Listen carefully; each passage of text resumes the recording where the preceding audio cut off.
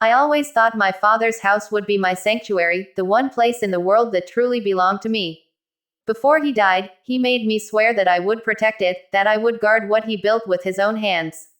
And when he left his will behind, he even wrote it down: my house goes to my daughter, Anna. Not to be shared, rented, or occupied without her permission. Simple, clear, final. But nothing in my life ever stayed simple. After Dad passed, Mom remarried faster than I could understand.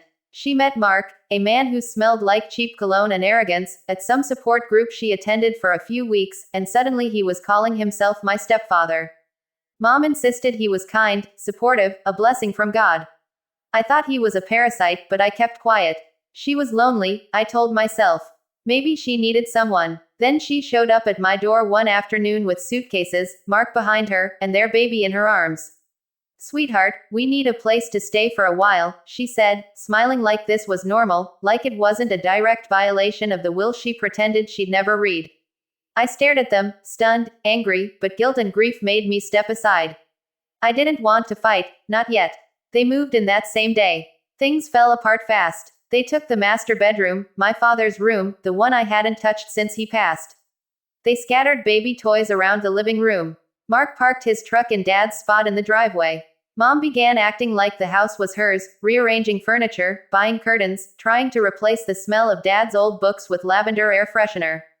This house needs life again, she said one morning as she tossed away Dad's worn-out armchair like it was trash. My blood boiled, but she was my mother. I held my anger inside, even when Mark started talking to me like I was some guest in my own home. You should contribute more to groceries, he said one evening. Now that we're all living here, expenses are going up. I wanted to scream, you don't live here. You weren't invited. You are breaking the law, but Mom grabbed my arm and whispered, please, just let things be peaceful. Peaceful. What a joke. Mark had a habit of wandering downstairs at night, opening the fridge, leaving everything dirty. Their son cried nonstop, and Mom constantly asked me to babysit. You're so good with him, she said, pushing her responsibilities onto me. One day, I came home early from work and found Mark in my father's study, Dad's sacred place, going through his drawers like he owned the room. What are you doing? I yelled. He didn't even look ashamed. Organizing, he said. This room should be used. It's wasted space. I saw red, but Mom rushed in, scolding me for yelling. He's just trying to help, she insisted. Help, right. The moment I knew things had gone too far was the day I found my father's military medals on the floor, stained with juice from their baby's spilled bottle. Mark shrugged when I confronted him. They were just lying around. If they matter so much, put them somewhere safe. They were somewhere safe, until they arrived. That night, I sat alone in my room, fists clenched, my father's voice echoing in my memory, protect this house, Anna. Promise me. I had promised. And I was done staying silent. The next morning, I started gathering evidence. I photographed every violation of the will, them living here illegally, using Dad's room, altering the house, attempting to claim the space as theirs. I took screenshots of Mom texting relatives saying, it's basically our home now, and Mark bragging online about moving into a free house. Every day they got more comfortable, more demanding, more entitled. One night at dinner, Mark leaned back and said, we've been thinking, maybe it's better if the house is in your mom's name. For the baby's future. You're young, plenty of time to build your own place. I felt something cold and sharp settle inside me, a decision hardening into stone. I smiled, calm and sweet, even though my hands trembled under the table. That's an interesting idea, I said quietly. Let me think about it. He smirked, satisfied, as if he'd won something. But I already knew what I would do. I had already contacted a lawyer. I had already filed a complaint. And I had already arranged something far more devastating than eviction papers. Because if they wanted to live in my house like it was theirs, then I would show them what it felt like to lose everything they thought they had. And I was going to enjoy every second of it. Mark's smirk haunted me for days. He strutted around the house like a king, as if the floorboards bent under his footsteps out of respect instead of disgust. My mother followed him everywhere, carrying their baby, doing whatever he asked, blind to how he drained the life out of this home. She didn't notice how I had stopped eating with them, how I silently recorded every conversation where he hinted at our house and our rights. They were too comfortable, too entitled, and comfort makes people sloppy. One evening, while they watched TV, laughing at some stupid sitcom, I slipped into the hallway closet and opened the tiny electrical panel hidden behind the coats. I flipped 2 switches, just enough to cause flickers, surges, and the occasional blackout. I didn't want to damage anything permanently. Just create frustration, tension, discomfort, the kind that cracks the surface of arrogance. Mark cursed every time the lights blinked out. "This damn house has problems," he barked. I smiled quietly, because Dad had rewired this place himself. It never had problems, not until they moved in. While the lights warred with their patience, I continued gathering proof for my lawyer. The case was straightforward, the will was explicit, and I had every right to evict them. But eviction wasn't enough. I didn't want them simply removed. I wanted them to regret ever stepping foot in my father's home. I wanted them to feel the humiliation they tried to inflict on me. So I stepped up my plan. I changed the Wi-Fi password. Mark stomped around for hours, banging doors, accusing the neighbors of hacking the connection. Mom kept asking me to fix the internet, pretending she didn't know who controlled it. "I'll check into it later," I said sweetly. They had no clue I was already communicating with my lawyer using mobile data, drafting a legal attack stronger than anything they expected. But the moment everything shifted, when anger turned into opportunity, came one morning when I overheard Mark on the phone.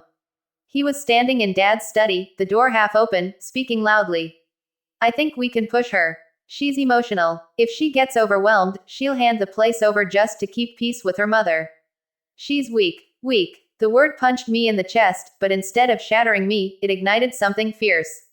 I pressed my phone to the doorframe, recording everything, the manipulation, the plan, the disgusting confidence in his voice. Proof. Solid, undeniable proof. He hung up, walked out, and didn't even notice me standing there, my face cold and unreadable. That night, I emailed the recording to my lawyer. But I wasn't done. The next step was psychological. I wanted them unsettled, confused, turning against each other. So I started using the baby monitor they had set up in the living room. I bought an identical model, same brand, same size, and swapped it with the one they used. Mine had a silent transmission range extender. I could hear them from my bedroom as clearly as if I were sitting beside them. That's how I discovered what Mark truly thought of my mother. "She's useless," he hissed one night. "I'm stuck here because of the house, not her. If she didn't have a daughter with property, I wouldn't be dealing with any of this." My mother cried softly, begging him not to say that, apologizing for things she never did wrong. Listening to her break hurt me. But she chose this man over me. Over Dad's will. Over common sense. And she needed to see what kind of monster she had welcomed into my home. So I made sure she saw it.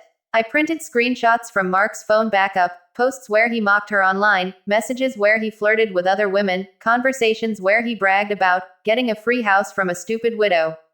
I left those printouts on their bed one afternoon, neatly spread out like a bouquet of betrayal.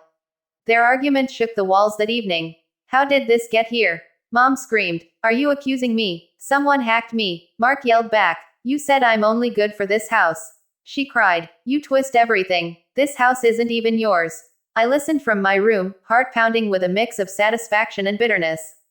The next day, my lawyer called. "Your case is strong," he said. "We can file the removal order tomorrow. But there's something else. The will states anyone who occupies the property illegally may be fined. They could owe you damages. Damages. Money. Consequences. A perfect addition to the chaos. The day the court officer served them papers, I stayed calm, eating cereal, scrolling through my phone while they panicked around me. Mark shouted. Mom cried. The baby screamed. "You did this." Mark bellowed at me. I looked up, blinking like I was confused. "Did what? I just live here." He slammed his fist on the table. "You're destroying our family." "Family." I laughed softly. "You mean the family you insult at night? The one you use for a free house? That family." His face drained of color. Mom stared at me, confused and trembling. "What are you talking about?" She whispered. I didn't need to answer. The court officer handed them the eviction order and the fine amount. Mark exploded, cursing, throwing things, accusing Mom, accusing me, accusing the universe. But the best part wasn't the eviction. It was the tiny envelope I set on the counter, addressed to my mother, containing a small USB drive. "Watch it when you're alone," I told her quietly. Because inside that drive was everything Mark truly thought about her, recorded in his own voice. And when she watched it, everything would collapse exactly the way I wanted. My mother didn't watch the USB drive immediately. For almost 2 days, she walked around the house like a ghost, eyes swollen, her movements stiff and mechanical. Mark moved with the impatience of a man trapped in a crumbling kingdom, slamming cabinets, pacing rooms, barking orders at her like he still had control. But the eviction notice had taken the shine off his arrogance. He knew the walls were closing in, and I enjoyed every second. The third night, when the house was quiet and Mark had fallen asleep on the couch after drinking too much beer, my mother finally went into her old room and closed the door behind her.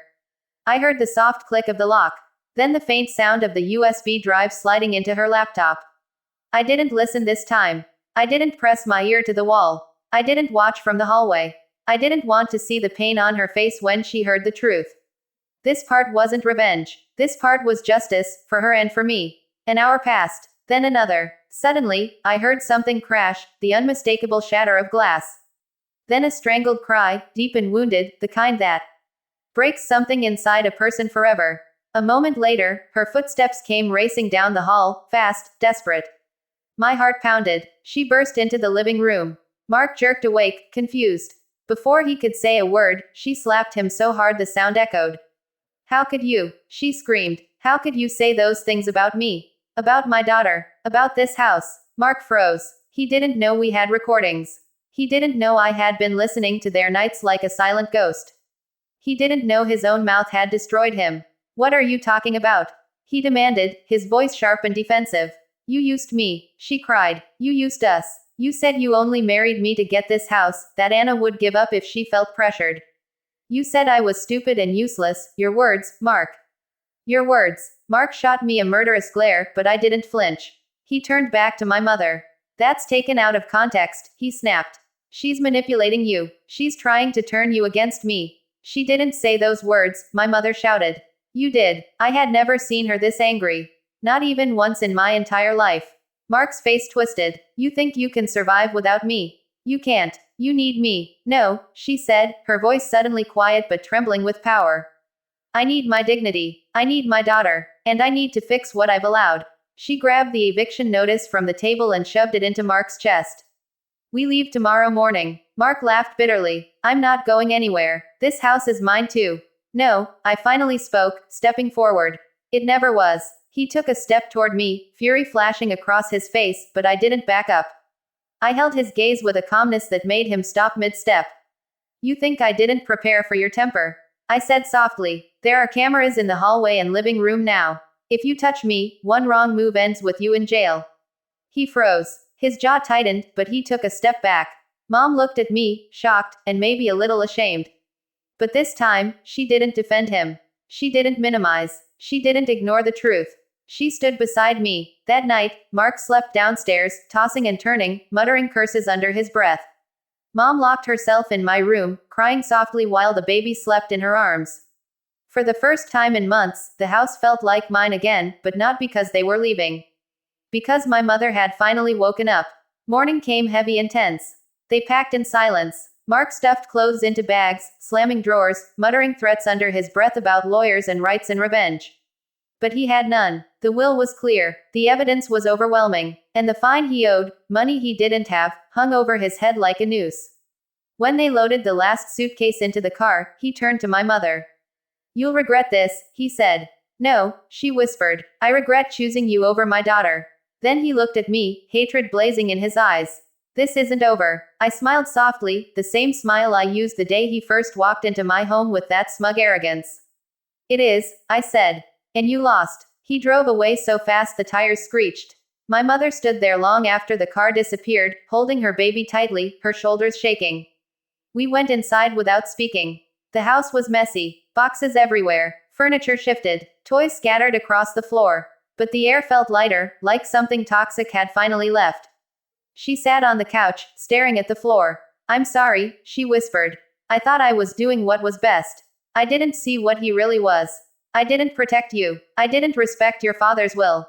I sat beside her. "You don't have to explain. You just have to not let him back." She nodded, tears falling onto her hands. We spent the rest of the day cleaning Dad's room together. She folded his clothes carefully, touching them like sacred things. I placed his medals back into their case. When we finished, the room felt peaceful again. That night, for the first time in months, I slept without fear, without anger, without the weight of being invaded. The house felt like home again. I had kept my promise to my father. I protected his house, and I made sure they never forgot it.